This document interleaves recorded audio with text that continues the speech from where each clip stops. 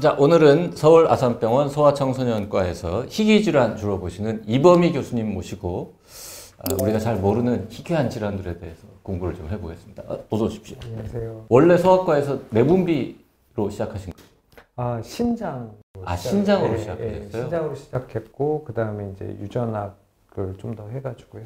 지금 소속은 유전?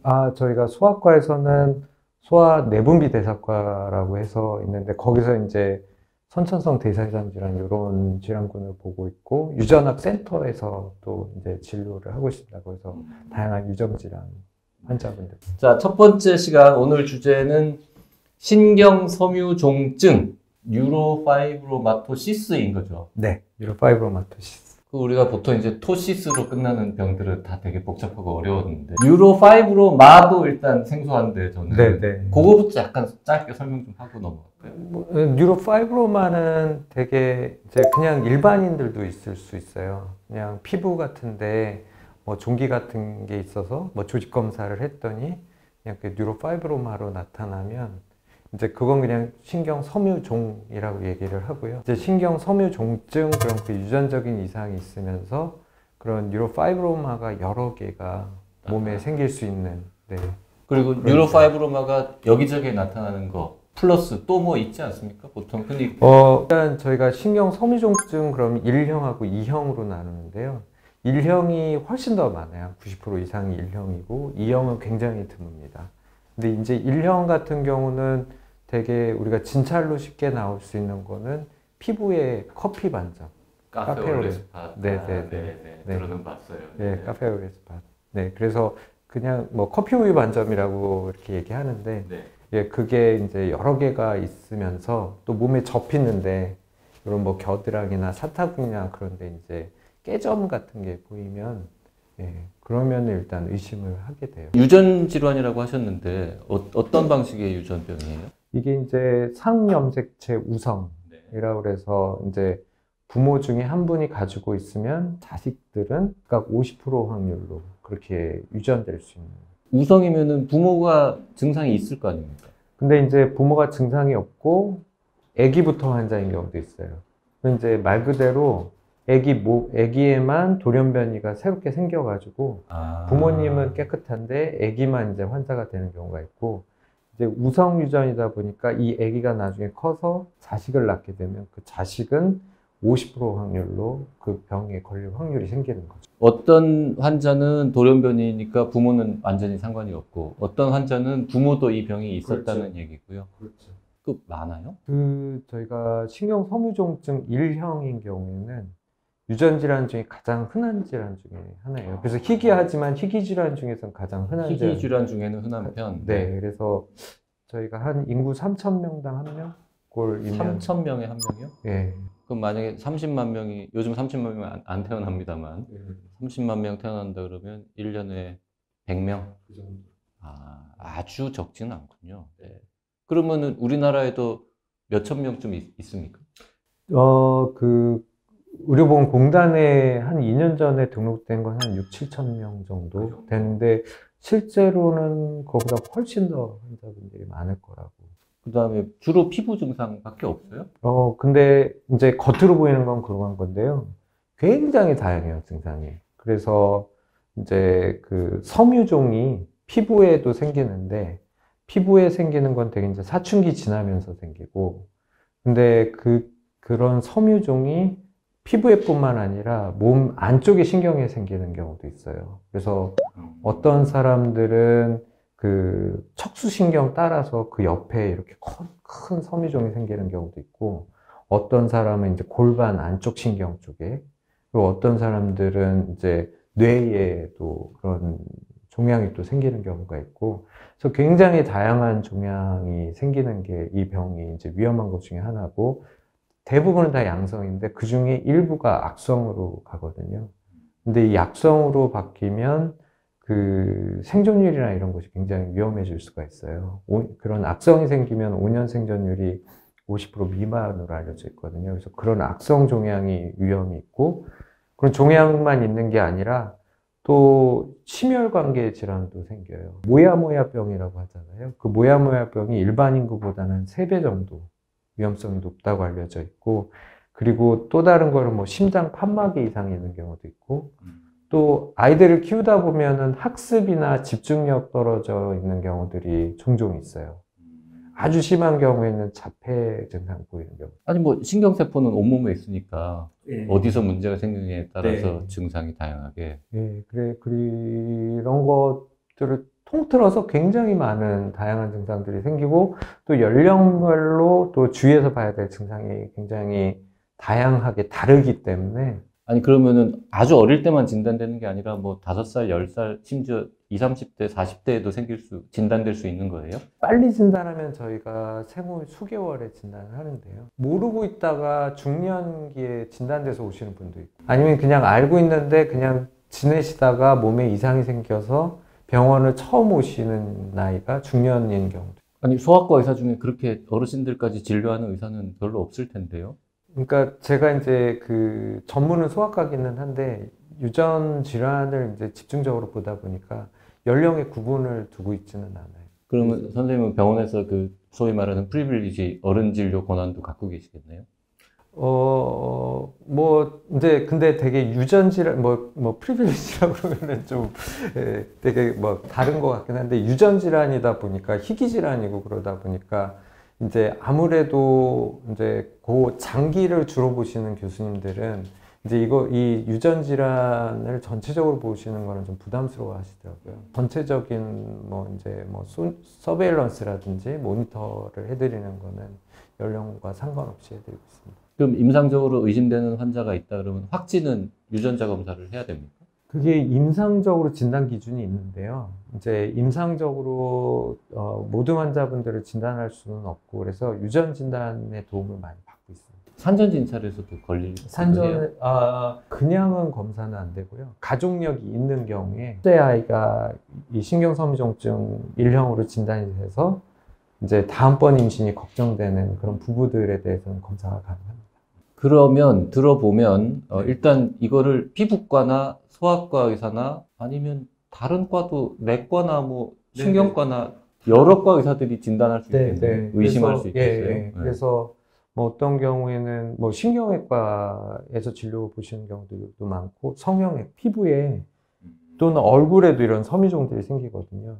아, 성형외과적인 문제로 가셔가지고. 그리고 이제 이분들이 또 소화기 암이 또 생기는, 기스트라고 하잖아요. 네네. 그거에 또 위험성이 있어요. 그래서 기스트 보시는 교수님들이. 기스트도 드라마 나와서 알지, 뭐 사실은 모르는 병인데.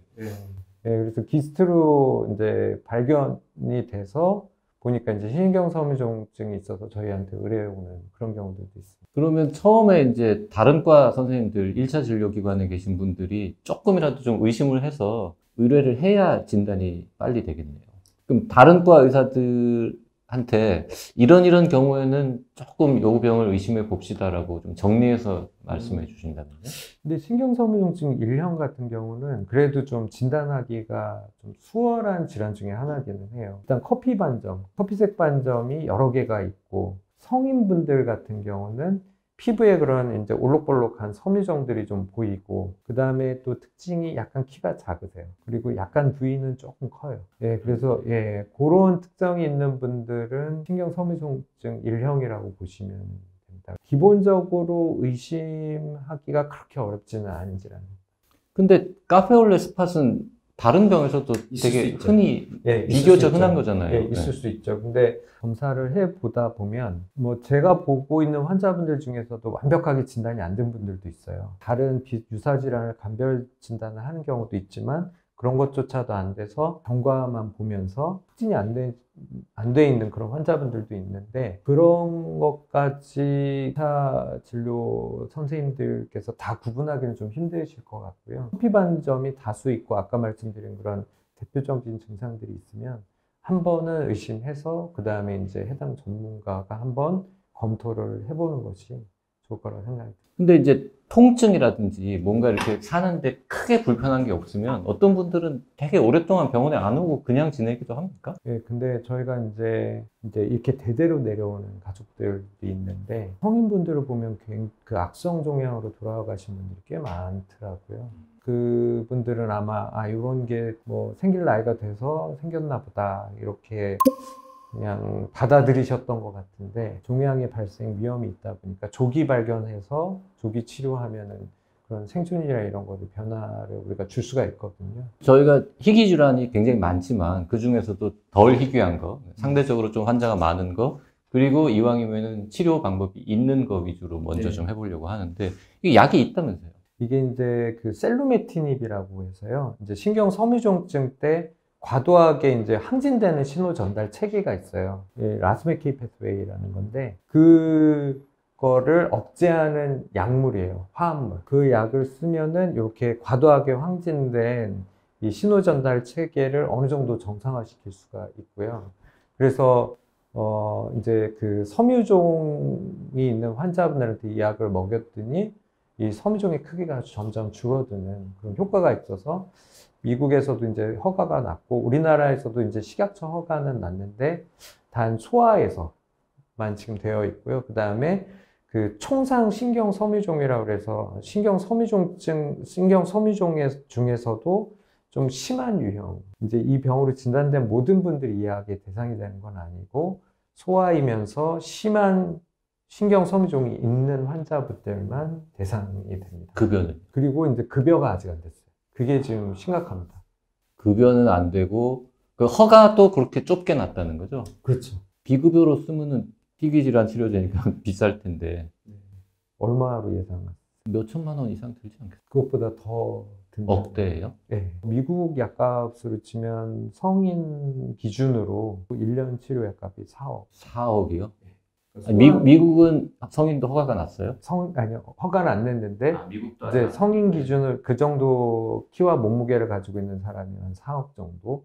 그러니까 소아는 그거에 한 최소한 반이나 이 정도. 이저 케이지당으로 계산해서 주는 약인가 봐요. 네네. 최표면적으로. 네. 표면적으로. 그래서 약이 종양으로 악성 종양으로 간 경우에도 그걸로 치료하는 거예요? 아니면은 악성 종양에는 효과가 부족해요. 예, 그래서 그걸 가기 전에 그 악성 종양 가기 전 단계에 좀 심한 유형의 이제 종양 중에 대표적인 게 총상신경 섬유종이라는 거거든요. 그 총상의 총이 이제 그 브라키알 플렉서스 할 때 그 같은 그런, 거죠? 예, 총 그렇죠, 이렇게 그렇죠. 예, 얼기 얼기설기 예. 막 이래서 그냥 뭐 저는 그냥 쉽게 포도알 같다고 얘기하거든요. 그래서 이렇게 알맹이들이 이렇게 서로 연결된 것 같이 보이는 그런 건데요. 그런 경우에 이제 그런 게 있으면서 또 증상이 있어야 돼요.